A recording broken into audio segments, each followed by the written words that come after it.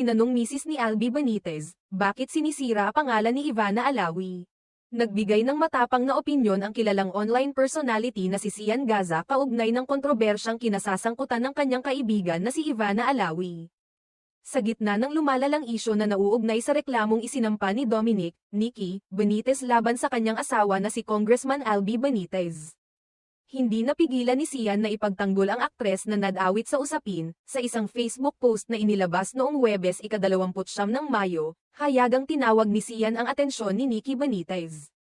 Ayon sa kanya, hindi niya maintindihan kung bakit nadadamay si Ivana sa reklamo gayong matagal nang hiwalay si Nikki at si Kong Albi. Aniya, ang pagkakadawat ng pangalan ng aktres ay walang sapat na basehan.